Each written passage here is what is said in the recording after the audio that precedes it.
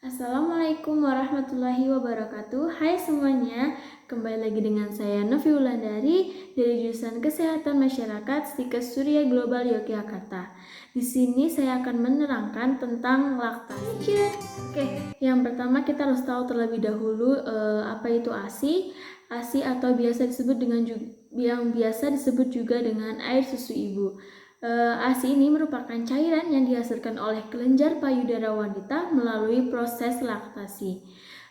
Proses laktasi itu sendiri adalah proses sekresi susu dari kelenjar susu perempuan setelah melahirkan. Oke, yang selanjutnya kita masuk ke faktor yang mempengaruhi produksi ASI. Jadi faktor yang mempengaruhi produksi ASI yaitu yang pertama, frekuensi penyusuan. Kemudian yang kedua, berat lahir. Yang ketiga, umur kehamilan saat melahirkan. Yang keempat, umur dan paritas. Yang kelima, stres dan penyakit akut. Yang keenam, konsumsi rokok atau perokok. Yang ketujuh, konsumsi alkohol. Dan yang kedelapan adalah pil kontrasepsi. Kita masuk ke posisi bayi pada saat menyusui yang benar. Yang pertama, ini adalah posisi menyusui sambil berdiri. Ya, ini contohnya ini. Ini adalah posisi menyusui sambil berdiri yang benar. Kemudian yang kedua yaitu posisi menyusui sambil duduk ini. Kemudian yang ketiga ini adalah posisi menyusui sambil rebahan.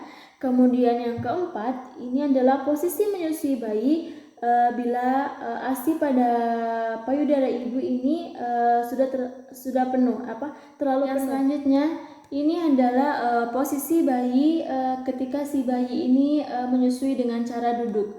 Jadi dia duduk dan baru menyusui. Kemudian ada juga posisi menyusui bayi kembar, yaitu yang pertama ini adalah posisi namanya front cross, yaitu peletakan bantal di paha dan posisi bayi dan posisi kedua bayi ini secara menyilang. Kemudian yang kedua yaitu double football, yaitu bayi dipegang seperti memegang bola di sisi kanan dan kiri. Kemudian yang ketiga yaitu football dan cradle, yaitu penggabungan antara football dan cradle, yaitu posisi bayi kombinasi, ada yang dipegang secara football dan ada yang dipegang secara cradle. Oke, yang selanjutnya yaitu cara meletakkan posisi bayi yang benar. Ini adalah cara meletakkan posisi bayi yang benar. Kemudian ada juga cara memegang payudara. Nih seperti ini cara memegang payudara.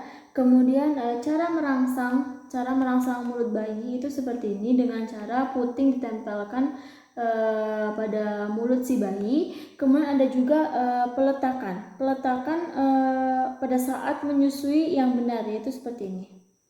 Selanjutnya adalah posisi menyusui yang benar, yaitu yang pertama posisi bayi harus senyaman mungkin. Kemudian yang kedua, bayi saat disusui harus disanggah sehingga kepala lurus menghadap ke payudara dengan hidung menghadap ke puting dan badan menempel dengan badan ibu. Kemudian yang ketiga, sentuhan bibir bawah bayi dengan puting.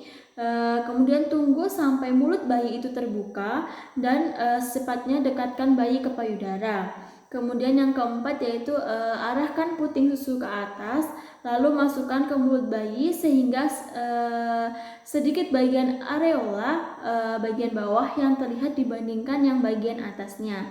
Kemudian yang kelima yaitu bibir bayi akan memutar keluar, kemudian dagu bayi menempel pada payudara dan puting susu terlipat ke bawah bibir atas bayi. Kemudian ada juga ciri perletakan menyusui bayi yang tidak benar. Yang pertama, dagu tidak menempel pada payudara. Yang kedua, mulut bayi tidak terbuka lebar. Kemudian yang ketiga, bibir terlihat monyong. Kemudian yang keempat, bibir bawah bayi terlipat ke dalam. Kemudian yang kelima, areola bagian bawah dari payudara lebih banyak terlihat dibandingkan dengan areola bagian atasnya. Kemudian yang keenam yaitu ibu merasa sakit pada puting saat menyusui. Kemudian ada juga dampak akibat posisi menyusui bayi yang tidak benar. Yang pertama, puting payudara si ibu bisa lecet. Yang mana membuat si ibu itu enggan untuk memberikan susunya. Kemudian yang kedua, ASI tidak keluar dengan efektif. Yang ketiga, keluarnya ASI tidak lancar. Kemudian yang keempat, bayi menggigit saat menyusui karena merasa tidak nyaman. Ada juga tanda-tanda ASI keluar dengan baik, yaitu yang pertama, ibu mendengar suara tengkukan dari bayi. Yang kedua, bayi menghisap ASI dengan gerakan menjulurkan lidah dengan menekan ke langit-langit mulutnya. Kemudian yang ketiga, gerakan gelombang lidah bayi dari depan ke belakang.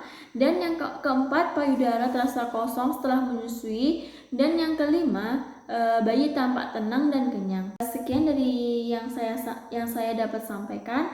Apabila ada kesalahan kata, baik disengaja atau tidak, mohon dimaafkan. Wassalamualaikum warahmatullahi wabarakatuh. Thank you for watching.